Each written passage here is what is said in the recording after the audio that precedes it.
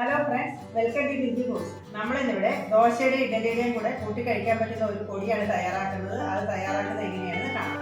ഈ പൊടി തയ്യാറാക്കാൻ ആവശ്യമായ സാധനങ്ങൾ: 1/2 കിലോ ഉഴുന്ന്, 25 വറ്റൽമുളക്, 4 തണ്ട് കറിവേപ്പില, 2 സ്പൂൺ വെളിച്ചെണ്ണ, കുറച്ച് കായപ്പൊടി, ആവശ്യത്തിന് ഉപ്പ്. ഇത്രയാണ് ഈ പൊടി തയ്യാറാക്കാൻ ആവശ്യമായ സാധനങ്ങൾ.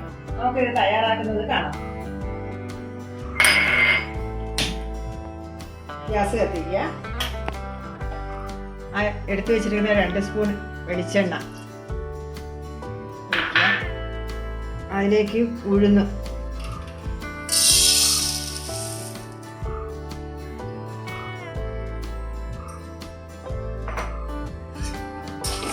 ചുവന്ന് തുടങ്ങിയതിന് ശേഷം മാത്രം വറ്റൽമുളകും കറിവേപ്പിലയൊക്കെ ഇടാം.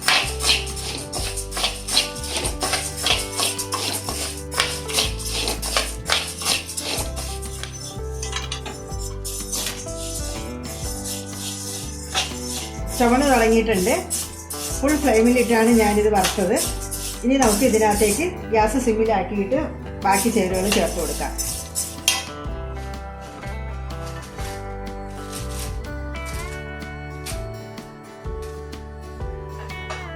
വറ്റൽമുളക് ഇട്ടു.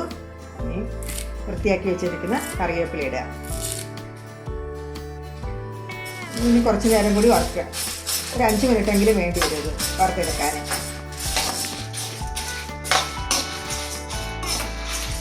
ഈ ഗ്യാസ് ചെറുതായിട്ടൊന്ന് ഫ്ലെയിം കൂട്ടി കൊടുക്കുക.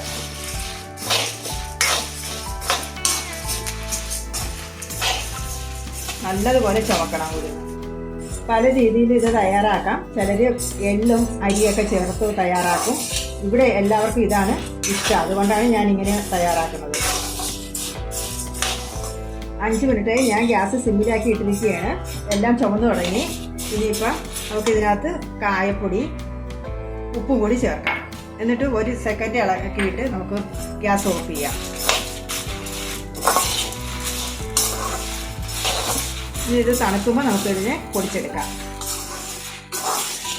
ഞാൻ ഗ്യാസ് ഓഫ് ചെയ്യാൻ പോവുകയാണ്.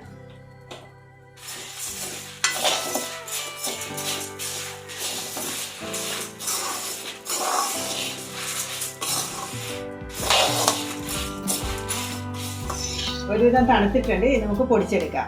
ചെറിയ ചൂടോടുകൂടി പൊടിച്ചെടുക്കാം.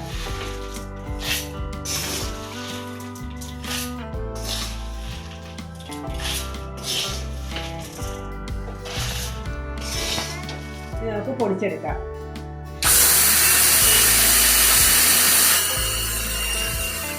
ഈ ഒരു പരുവത്തിലാണ് ഞാൻ പൊടിച്ചെടുത്തിരിക്കുന്നത്.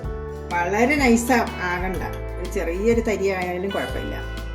പിന്നെ ഇഷ്ടം അനുസരിച്ച് ചെയ്യാം. നമ്മുടെ ദോശപ്പൊടി ഇവിടെ റെഡി ആയിട്ടുണ്ട്. ഇത് വെളിച്ചെണ്ണയിൽ കുഴച്ചിട്ടാണ് കഴിക്കുക.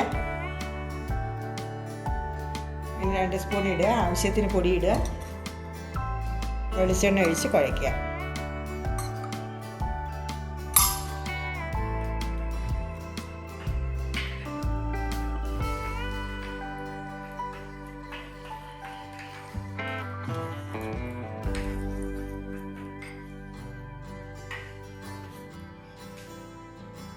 എല്ലാവരും ഒന്ന് ട്രൈ ചെയ്ത് നോക്കുക. ഇഷ്ടപ്പെട്ട ലൈക്ക് ചെയ്യുക, ഷെയർ ചെയ്യുക, സബ്സ്ക്രൈബ് ചെയ്യുക. അടുത്ത ആഴ്ച മറ്റൊരു വീഡിയോയുമായി നമുക്ക് കാണാം. അതുവരെ ഗുഡ് ബൈ.